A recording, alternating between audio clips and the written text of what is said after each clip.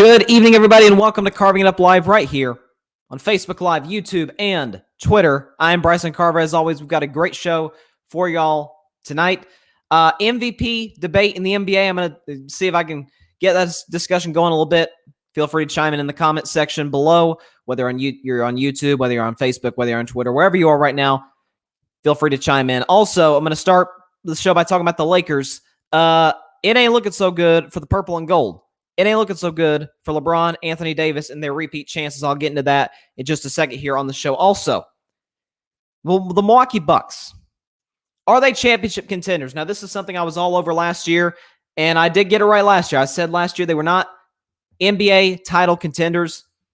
I'll get into why they definitely have a better chance this year, but I still don't buy into them. Also, the play-in tournament out east and especially out west in the NBA is crazy right now. I'll get into that later on in the show. But first, the LA Lakers lost yet again, 118-94 to, should we call them the rival Clippers? I don't know. But they are the team in the basement, the proverbial basement, the LA Clippers. They play in the same building, the Staples Center. We all know that's the Lakers building. Clippers are getting a new arena in Inglewood. Now, that's neither here nor there. Clippers swept the season series over the Lakers, although in fairness to LA, they had just come off the title, their first game of the season, which happened to be against the Clippers, and the Clippers, did what they did. LeBron didn't play much in the fourth quarter because, hey, man only got 71 days rest after a grueling championship run in the bubble. Okay, then the Clippers took care of business the second meeting. There was no LeBron, no Anthony Davis, and then last night, no LeBron, no Dennis Schroeder. But I said on yesterday's show, I'm not yet in panic mode for the Lakers, but I am in serious concern mode. I am in panic mode today for the LA Lakers, not because they lost to the Clippers. I almost thought about it. I thought about it for a minute today. I'm like, should I pick the Clippers? Should I bite the bullet? Should I pick them? And I'm like, nah. Team's never been to a conference finals. Now, they may do it this year, depending on who they play in the playoffs, depending on their road to a possible Western Conference Finals appearance. But I was like, I can't do it. It's not that they lost to Clippers. I would have the same reaction if they lost to Philly or Brooklyn out east, or even in the Western Conference if it were, say, a Denver or a Portland. But we're talking about a team that, since Anthony Davis has come back, has won one game. They won one game, which brings me to something that I've kind of noticed this last month, that while Anthony Davis is without a question the second best player on the team, he's a great player, he's a top 10 player in basketball. I'm starting to think Dennis Schroeder is more, and I'm going to get into this later in the show, valuable, keyword, than Anthony Davis. Dennis Schroeder kept the Lakers alive. Obviously, he was their best player, while the big two, the two best players, were out with injury. He kept them afloat. It was around that 4 or 5 seed, and weren't they, okay, once LeBron and AD come back, they'll probably be the 5 seed. Maybe they'll make a run at the 4 seed and at least get one series where they have home court advantage. Like, maybe that's a possibility. And then AD comes back a couple of Thursdays ago, and all of a sudden, there was really a few Thursdays ago, and all of a sudden, it's been bad. It has been bad basketball. We're talking about a sweep against Dallas. We're talking about losses to Sacramento and Toronto, and they barely beat Denver, although I think Denver kind of got screwed over by the referees in that game, but that's, it happens. It's the NBA. It's sports. Refs make bad calls. It's part of sports. Okay? But we're talking about a team that LeBron has said, he said last week, look, I'm probably not going to be 100% healthy the rest of the year. I don't see myself being 100% healthy the rest of my career. So certainly that means this season. Okay, we're talking about AD, who went down with yet another injury. He went down holding his ankle. It turns out later in the game, it turns out he had back spasms, and he expects that he'll play tonight against the Portland Trailblazers in a game that is one of the biggest games of the NBA season, because the Lakers and the Blazers are tied for 6th, since they got the same record. Okay, both have about 6 games left in the season. Okay, Blazers are sitting at the 7 seed. Lakers are sitting at the 6 seed. But the winner of this one will be, currently at least, with about 5 games left after this one, they will be sitting at the 6th seed and trying to avoid, obviously, the play-in. Now, and I've been consistent on this, my concern for the Lakers, if they do have to play in the play-in, is not whether they'll get out. I think they'll win their first game, whether it's against my Golden State Warriors. And it's been an up and down season for the Warriors, but man, Steph's been unbelievable, and I'll get into Steph a little later in the show. But I cannot see, if the Lakers are fully healthy, if they're not, might be a different story. But if the Lakers are healthy, if Bron, AD, and Schroeder are there, I don't see it. I don't see us beating them in that first play-in game. Memphis, yeah, Lakers will beat Memphis. Spurs are sputtering right now. They are really struggling. They've lost 5 straight, including just an embarrassing loss to Utah the other night. And it doesn't look like New Orleans is going to get in, because we just saw the breaking news about 30, 45 minutes ago that Zion Williamson is likely out for the year with a finger injury. So that's that for New Orleans, who was a game and a half out of that final play-in spot at the 10 seed. So you have all that considered. My concern for the Lakers is not whether they'll get out of the play-in. They'll get out of the play-in. Come on. If they end up in it as the 7 seed, they'll win their first game. They'll be in the playoffs. My concern for them is, boy, does this team need rest. It's an older team. It's a veteran team. Not a lot of young players outside of Kuzma, Harrell, and Talen Horton-Tucker. Outside of those 3, it's a lot of veteran players. LeBron, AD, Schroeder. Okay, of course, could we consider Montrezl Harrell veteran? I guess we could. Okay, talk about Gasol, Andre Drummond, Wesley Matthews. This is a veteran basketball team. And while that can help you in the playoffs, no doubt about it, you do need those fresh legs if you're going to try and make a run at a championship. And so, listen, I'm not going to judge. Well, maybe I should, but I guess I can't judge the Lakers until I see this whole team healthy for about 3 straight games. Or healthy enough to play, at least. Like I said, LeBron has said himself, he's not going to be 100% healthy the rest of this season, if the rest of his career. Maybe this ankle injury possibly robbed him of all explosiveness he had left, which, boy, I hope is not the case, because that'd be a crappy way for, and I know it happens to everybody. Father Time is undefeated. He's having himself one heck of a battle against Tom Brady and against LeBron James, but he's going to win in the end. We're all going to lose to Father Time at some point.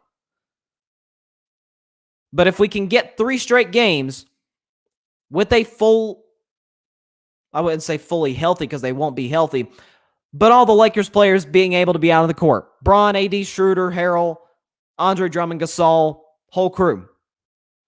Then I'll judge them.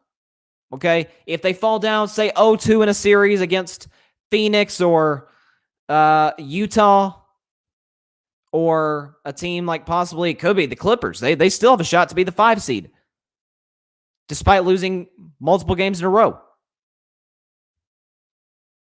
But all I'm saying is, if this is a team, plenty of teams, especially teams that are trying to go back-to-back, which the Lakers, of course, are trying to do, plenty of teams have rough patches in their season. It's a 72-game season, especially during an 82-game season. It's long. You're making a bunch of plane flights. You're going across the country. You're not getting a ton of rest. You're going to have stretches during the season where you're just not playing good basketball. That happens, especially teams, because the disadvantage of being a defending champion is every game you play is your opponent's biggest game of the year. Because, hey, this is the defending champs. You want to be, it's the old cliche, if you want to beat the champs, you got to beat the champs. So this is their biggest game. So the Lakers have had that adversity this season. Okay? But my number one concern is this. If they get into a series with a Phoenix, who I really like, I would not be shocked if Phoenix got to the Western Conference Finals. With a Utah Jazz team, if Donovan Mitchell is healthy, which I assume he will be by the time the playoffs are here. Even a team like Denver. Heck, Denver lost Jamal Murray. Nikola Jokic has been doing his thing, and the Nuggets have been playing great basketball.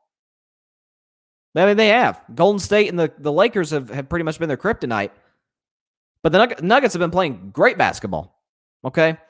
been really, really good defensively. That's been their biggest strength that I don't think anybody's talking about. Michael Porter Jr., who could have been the number one pick a few years ago, has been really, really solid. It seemed like, he's one of those guys, every time he launches a three, I think it's going in. He's been that consistent from the three-point line. So if the Lakers get themselves into a series, of course, they will not have home court advantage in any series they play.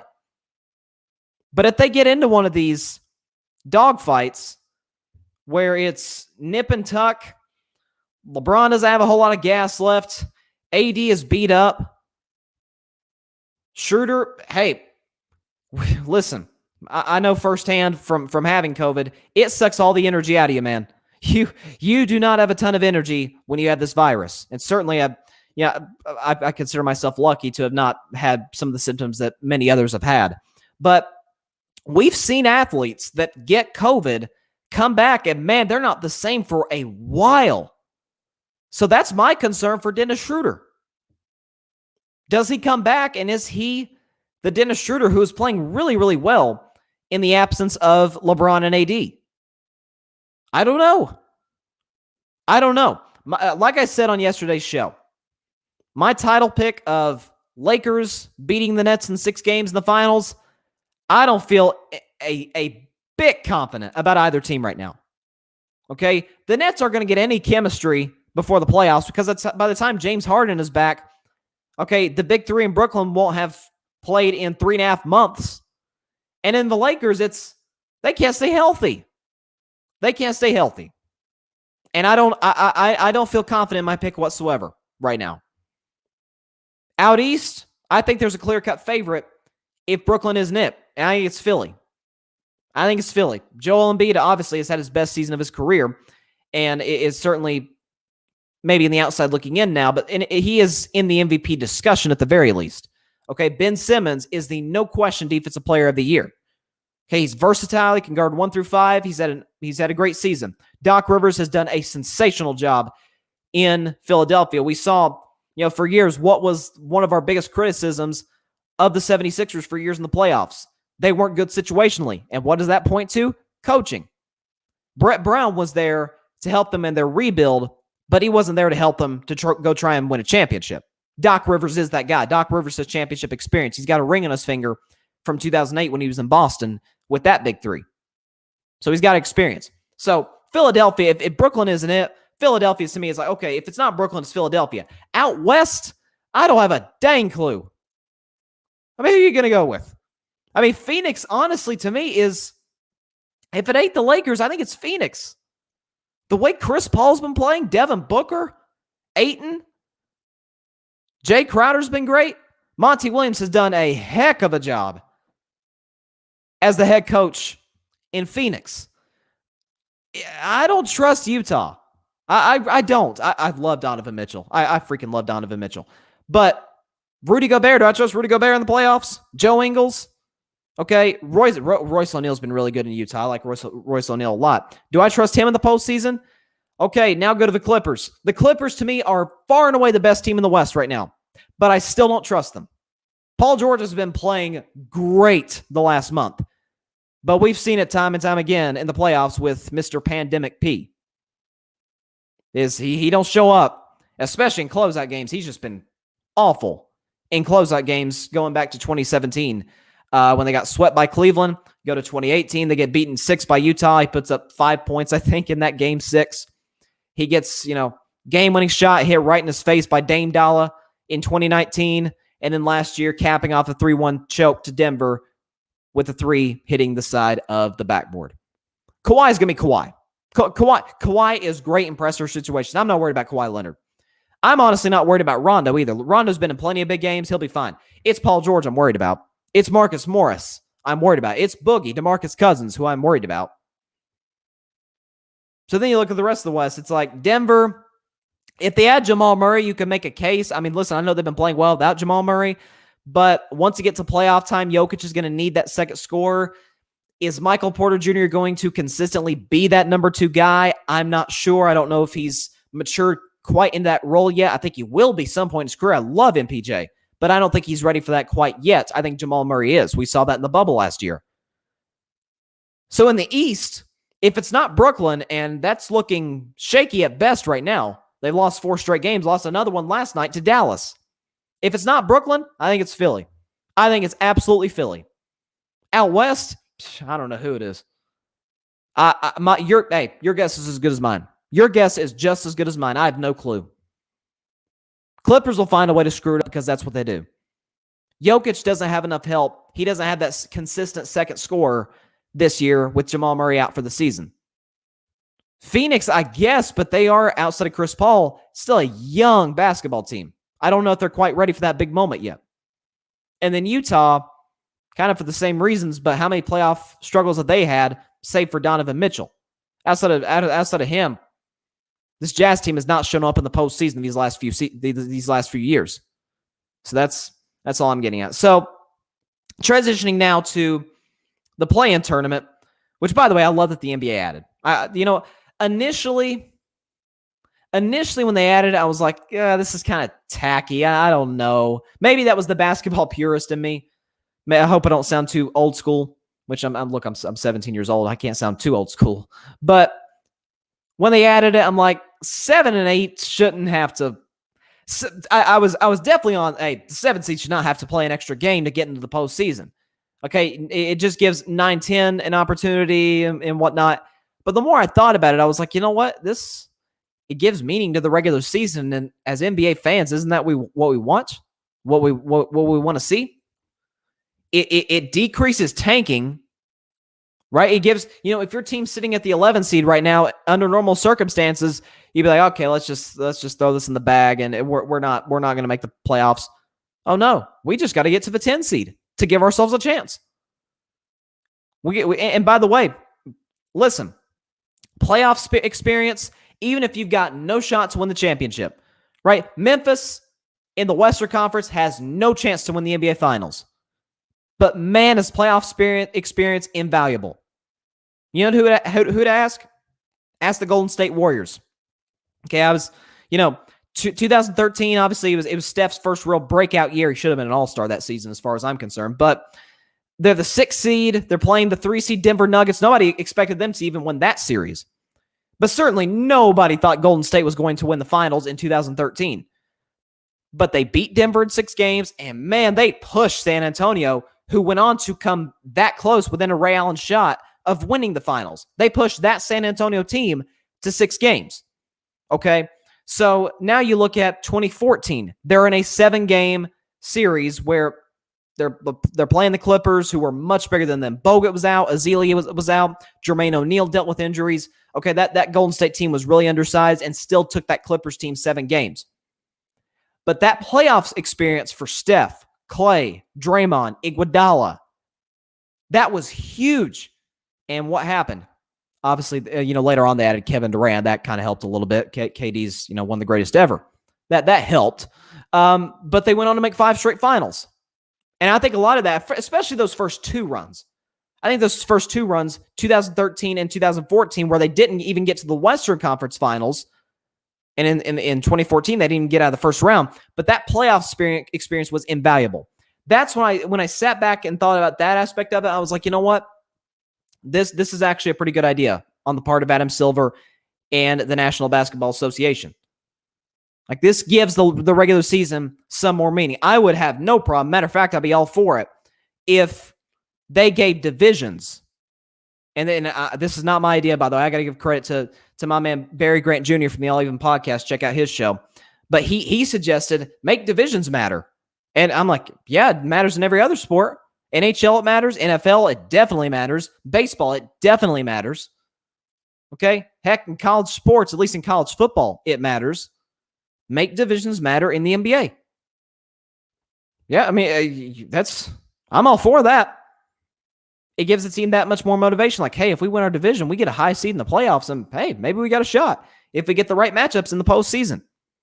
It's those little things. It's those little psychological edges you can possibly give some of these teams that normally wouldn't think they have much of a shot at all. It gives more meaning. And by the way, it feels to me like kind of an appetizer for the postseason. Is we get just a little taste of postseason basketball, and then we jump right into the real thing. And that's great. I think that's great. So I'll give the NBA credit on that one. Certainly, they experimented with it in the bubble last year with Memphis and Portland playing. Portland was the 8 seed. Memphis was the 9 seed. It was a situation where Portland won one game. They got, to the 8 seed.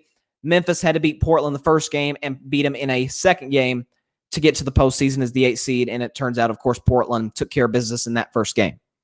So that was fun. So when you look at the West, I'll start with the East. I'll start with the Eastern Conference because out East it's interesting, especially when you consider who's sitting at 10. So you look at the Eastern Conference, 7 through 10. The 7 seed is the defending Eastern Conference champion Miami Heat, who still has a shot at the 4 seed. So they could be in the play-in, or they could be the 4 seed and have home court advantage for one playoff series. Knicks are sitting at 4 right now. They played outstanding over the last month and a half, 2 months. Okay, sitting at the 8 seed, you got Charlotte. LaMelo Ball's back. They've been playing really good team basketball. I think their head coach has done an excellent job over there. Looking at the 9 seed, they've had all kinds of internal issues. Indiana, who should have never fired Nate McMillan. I said that last year when they fired him. Big mistake firing this guy, and we've seen the results. It's been kind of a roller coaster for them. But hey, Domantas Sabonis was an all-star again this year. He's had a great year. Malcolm Brogdon. Okay, Karis LeVert has been a great scorer for them this season since he got traded there from the Brooklyn Nets. So this is not an easy team by any stretch of the imagination. And then sitting at 10 is the Washington Wizards, who have won 14 of their last 17 games. So they're 14-3 in their last 17 contests are the Washington Wizards, led by Russell Westbrook and led by Bradley Beal. So you're sitting back and watching this and saying, hey, this should be interesting. Out of those 4 teams, I think Miami's the best overall team out of those 4, 7 through 10. But Washington has absolutely played the best basketball. Westbrook's been playing his best ball of the year. Bradley Beal's been playing great. Okay. Their bench has been solid. They've been a great defensive team during this hot streak. And we all know, hey, defense wins championships, even in the NBA. As great as, scores as we have in this game, you do still need to play defense. And that's one of my biggest concerns with Brooklyn. So you look at Washington and it's like, hey, I think everybody would pick them to beat Indiana. And then say we get a matchup between Washington and Russell Westbrook and Miami and Jimmy Butler. Sign me up, baby. For the 8 seed, possibly. Say the Heat lose to the Hornets, which I couldn't really see happening, but say it happened. We would get Hornets and Wizards. Winner goes to the playoffs. Loser goes home. Count me in, baby. I'm taking that. So that's, by the way, Boston, who plays tonight on ESPN against the Bulls. Boston could slip into the play-in tournament. Okay. Atlanta still has a shot at slipping into the play-in tournament. So that's what I like about this tournament is it keeps these teams. Heck, New York is sitting at 4. The New York Knicks are sitting at the 4 seed, are sitting right now in a position to have home court advantage for one playoff series. And it's keeping these teams, New York, Atlanta, Boston, it's keeping them on their toes. Like, hey, we don't want to have to play extra basketball. We don't want to be put in a position to where we could possibly miss the postseason. We got to keep winning these games. So that's just shows you how the play-in tournament has really, really changed the mindset of some of these teams. Now you look at the West, and it's crazy. The West is, hey, I call it the Wild, Wild West for a reason, because it is wild. You look at the Dallas Mavericks, who are sitting at 5, okay, at 38-28. You look at them with the possibility to still slip into the play-in tournament because they're only a game up of Portland at 7. I already discussed earlier in the show that both Portland and the Lakers had the exact same record, 37-29. So by the way, Lakers-Blazers play tonight. So the winner will be sitting currently at the 6th seed. So you're looking at that like this is a massive, massive game tonight. Portland doesn't want to be in the play-in, and the Lakers darn sure don't want to be in the play-in. for reasons that I mentioned before. Not that they won't get out, because they will. As long as LeBron's there, they're going to get out of the play-in if they were to have to, compete in it.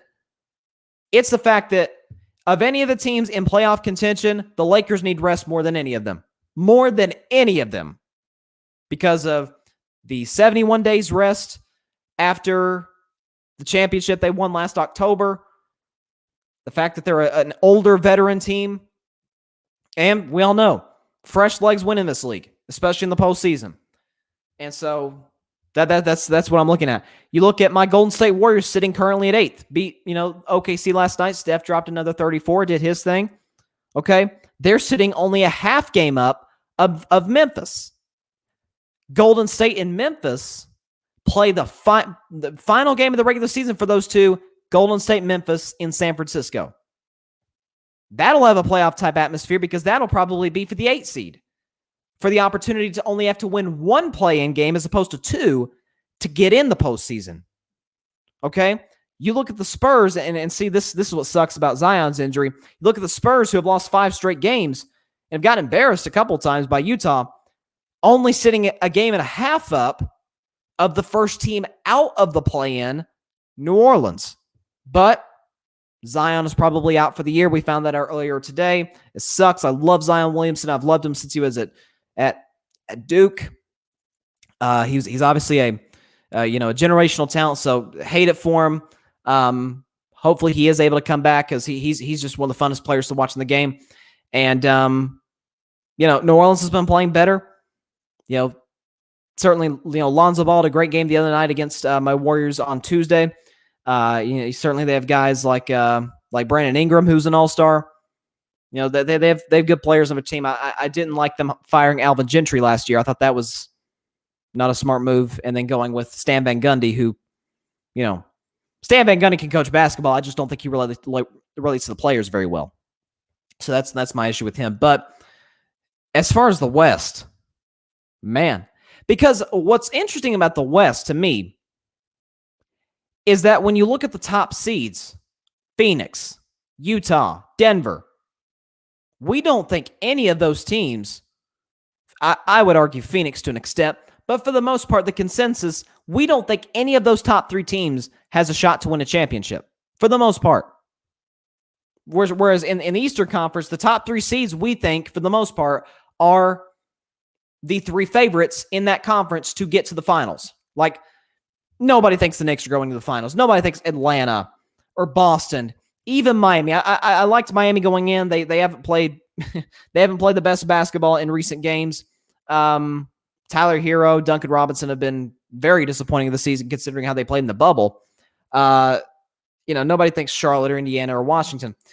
Whereas the West, the top 3 seeds, we don't think any of them are going to the NBA Finals. So that's what's really, really interesting about this play-in. Is that if we get the right matchup, if we get a situation where the Lakers are playing Phoenix, and say Phoenix stays where they are at the 2 seed, and the Lakers do have to play in the play-in, but they win their game and they're the 7 seed, they got to play the Phoenix Suns in the best of 7. Is anybody picking Phoenix? I mean, I'm in panic mode about the Lakers now, but that's really interesting. You could see the 2 seed go home in the first round because they got the wrong matchup. They got the defending champs. You could see a situation like Utah. Utah's kind of beat up right now. What if Golden State is the 8th seed? Because Utah's currently at number 1 right now, only 1 game up on Phoenix. What if Golden State is the 8th seed in the postseason? They match up with Utah. And I'm trying to be as unbiased as possible as a Golden State fan. But who do we try? I mean, I love Donovan Mitchell. But when you're looking at the cast Golden State has, Steph, top 5 player in the league, MVP candidate. Draymond Green, Defensive Player of the Year, former Defensive Player of the Year, 3-time champion. Right? Got postseason experience. Steve Kerr got much more postseason experience than a guy I love in Quinn Snyder. Like, at the end of the day, the postseason comes down to who do you trust in the big moments. And even as young as Golden State is, I trust Golden State much more than I do Utah. So you could see an 8-1 upset. That's what's going to make the West crazy. Because Philadelphia is likely going to end up against Charlotte or Indiana. They'll probably win that series worst case in 5 games. They'll take care of Indiana or Charlotte in 4 to 5 games. It'll be a fairly quick series. Whereas if it's Utah Golden State, we're probably looking at a 6 or 7 gamer here. We're probably looking at a 6 or 7 gamer possibly. That all of that to me is really, really interesting. So shifting now from the play-in, let's talk about the MVP. Turns out this seemed like this is an all-NBA show, but really the only thing in the NFL that's been in the news is Aaron Rodgers. And I've talked about Aaron extensively since that news broke last Thursday on draft day. I think I've talked about him every single show since then. This is, nothing new is broke on this Aaron Rodgers Packers story, so I'm not going to talk about it because there's really nothing new. Y'all know how I feel. If you don't, go check out previous episodes. But it seemed like it's a full NBA show today. So NBA MVP. Now this has been something that has been a topic of discussion among NBA fans, media, even players have weighed in, and it's always the MVP and the NBA has always been something that has drove me crazy.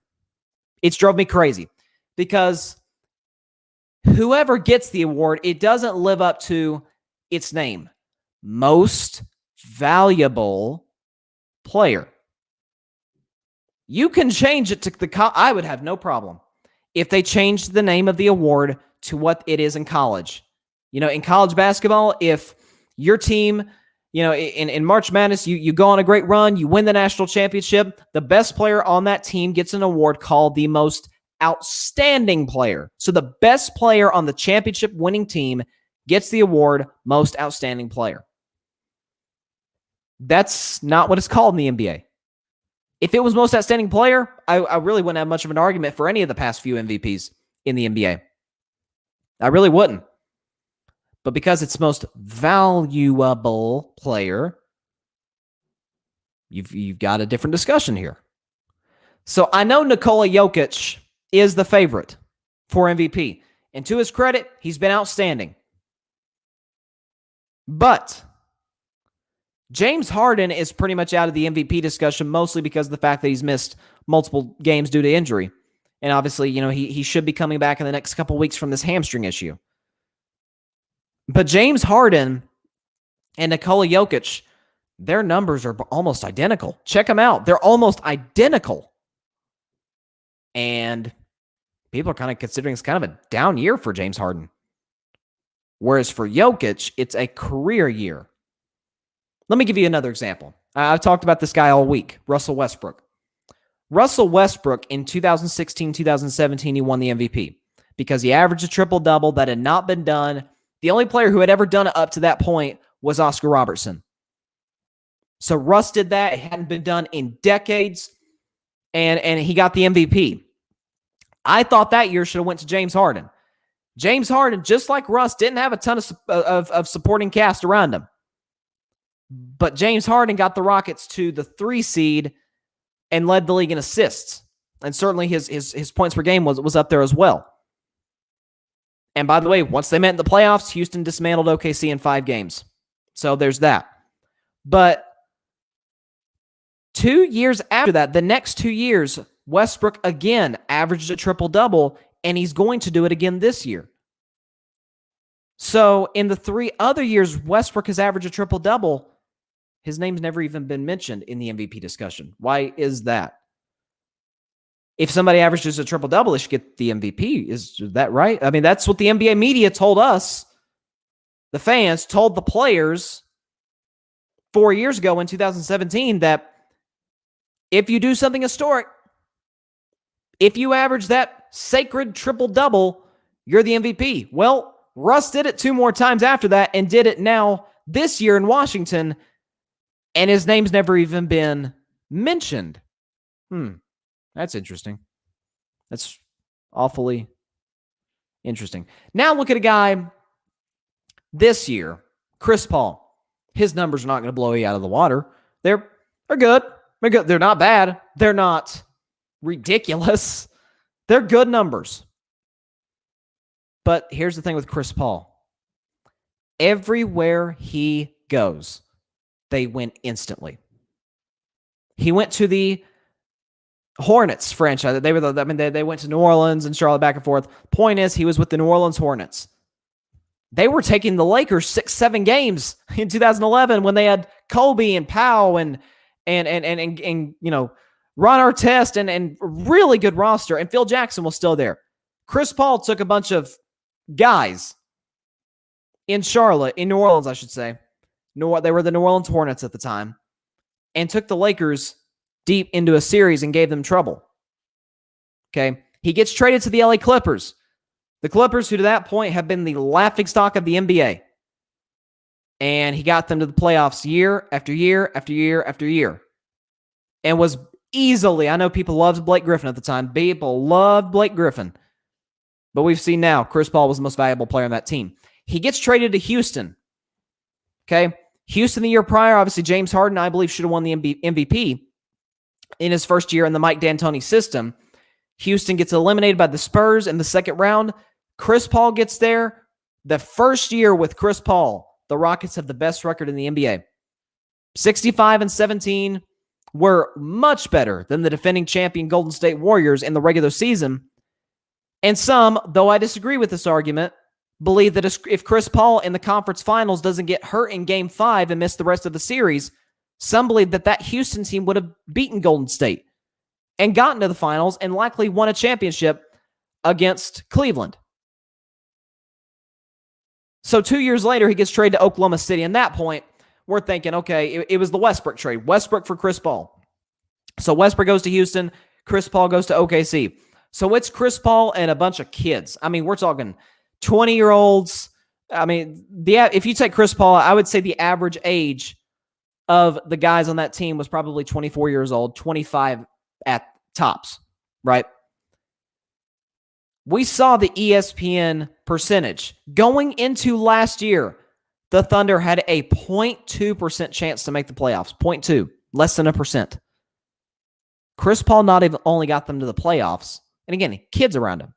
Chris Paul not even only got him to the playoffs, he got him to the 5 seed, and they came that close to beating the Houston Rockets in Game 7 of the first round. Chris Paul gets traded, and by the way, without Chris Paul, because, listen, it is a young roster, so it's not like we expect much of OKC, but OKC's got the third worst record out west now.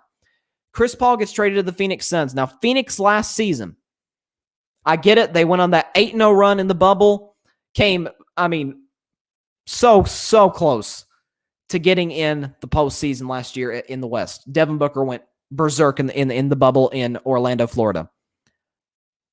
But Phoenix missed the playoffs last year. Now, when they traded for Chris Paul, I remember doing the show, it was like late November, they traded for Chris Paul. I'm like, oh, I like this a lot. You get Devin Booker a point guard, you get a great leadership guy there. And so now I'm thinking Phoenix is probably going to be about the 6th seed. They'll be good. Once they get to the playoffs, they'll give, the 3 seed, they'll give them a run for their money, whether it's the Clippers or Denver, but they'll probably get taken out in the first round. Oh no. With Chris Paul, the Suns have the second best record in basketball. The second best record in basketball after missing the playoffs last year. Think about that. Now, certainly, adding Monty Williams as the head coach, he's a great coach. But he was there last year. He was there last year when Phoenix missed the playoffs. Chris Paul shows up, and they've got the second best record in the NBA. So, Steph Curry, my man, greatest shooter who's ever touched a basketball. Okay?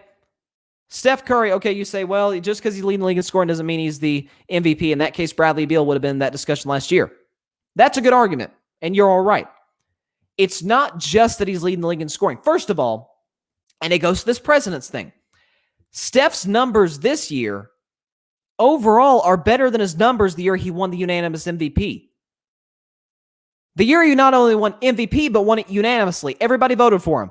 It's never been done before. Steph's the only guy who can say, every single MVP voter voted for me. over everybody else. Okay? Steph's numbers this year are better than they were at the MVP year. And here's the kicker. Golden State with Steph is an above average offense in the NBA. They're about 12th, 13th best offense in basketball. That's pretty good, right? It's not crazy. It's not going to blow you out of the water, but it's good. Without Steph Curry this season, and he's missed 8 games, they are the 7th worst offense in NBA history.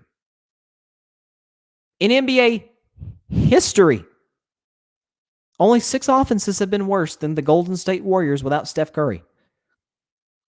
By the way, last year, Steph only played 5 games, missed a large chunk of the season due to the broken hand. Dubs have the worst record in the NBA. This year, they're probably going to be the 7 or 8 seed. Now, while that's, again, 7 or 8 seed is not going to blow you out of the water, and it's why I think Chris Paul gets the nod above Steph, because Phoenix is a top 2 seed in the West. I would take both of those guys as the most valuable player over Nikola Jokic, who's had a great year. He has. He really has. But value to a team, it's those 2 guys without a doubt. I think the MVP race should be between Chris Paul and Phoenix and Steph Curry and Golden State, because the value they add to their teams. That's all I'm saying. Not saying Denver would be great without Jokic. They wouldn't be very good at all. Okay? But if we're talking like, this team would be screwed without this guy. Let's assume Jamal Murray is healthy. Denver would be scratching for the playoff spot without Jokic. They'd be scratching and clawing for a playoff spot without the Joker. I mean, they would. They've got a really good roster. Mike Malone's a great coach. Okay? In Golden State, if there's no Steph, forget about it. We saw what happened last year. They were 15-50. That was a long year for me. They went 15-50 without the baby-faced assassin. Phoenix Suns last year, pre-Chris Paul, missed the playoffs. This year, they've got the second-best record in basketball. That's all I'm saying. I rest my case on this MVP discussion. Hopefully I don't have to talk about this the rest of the year, because it's as inconsistent as it gets. It really is. The media changes their narrative on the MVP and the NBA every year. I feel like the NFL, for the most part, gets it right. Now, I think Tom Brady I think the GOAT should have more than 3 MVPs. I think that's football crime. But I think for the most part, every year it's like, yeah, he's the most valuable player in the league. He's the most valuable player in the league this year. But the fact that LeBron James has only 4 MVPs. LeBron James, the second greatest player of all time, only has 4 MVPs. Something ain't right about that. Something ain't right about that. Steve Nash should not have half the MVPs of LeBron James. I'm sorry. That should not be the case. That should not be the case. So there's that. Okay, last topic of the day, the Milwaukee Bucks. Now, obviously last year, I talked about it probably mid-season last year. This is before the season ultimately shut down temporarily due to the pandemic. Obviously, they came back in the bubble in Walt Disney World in Orlando, Florida. But I said from about January of last year up until they ultimately fell in 5 games to the Heat in the second round, I said the Bucks are not championship contenders. I don't care if they have the best record in basketball. Giannis can't do it by himself. If Chris Middleton's your second best player, you're not winning a title. You're not getting to the finals. I trusted Boston more last year. I trusted Toronto more. And ultimately, Miami was who took them out. So we go to this year. I thought the Bucks did an excellent job in the offseason and during the season. First of all, the biggest thing the Bucks did was be able to sign Giannis long term. Okay, 5-year max deal. Giannis loves Milwaukee. Good for him. Good for the city. And they added Drew Holiday. Drew Holiday is one of the most underrated players in the NBA. He's a 3-and-D guy, one of the best guard defenders in basketball. One of the greatest on-ball defenders at the guard position that we have currently in this game. And then they added P.J. Tucker at the trade deadline. P.J. Tucker's a guy I love, okay? Scrappy, kind of old school a little bit. 6'5", can knock down the corner three. He's one of the best corner three shooters in the league and is a really, really good defender. I feel like Houston did him dirty last year going small ball and putting poor 6'5" PJ Tucker on 6'11" or 6'10" Anthony Davis and at times 7' JaVale McGee and 6'11" Dwight Howard. Like, I feel like he just got abused last year because of course he did. It's a size disadvantage.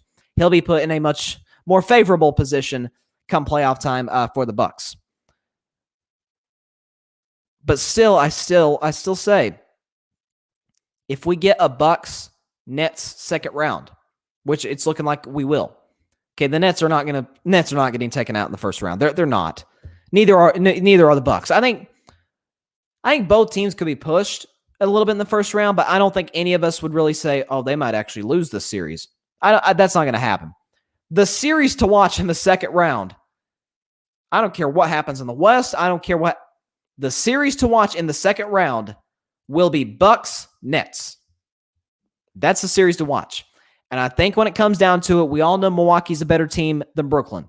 Okay, we all know Milwaukee outplayed Brooklyn on Sunday and on Tuesday when they played recently this week. No doubt about it. But when it comes down, and this is, we all know this is how it goes in the postseason. When it comes down to the big moments, who do you trust? KD and Giannis, I think KD's obviously better than Giannis, as great as Giannis is.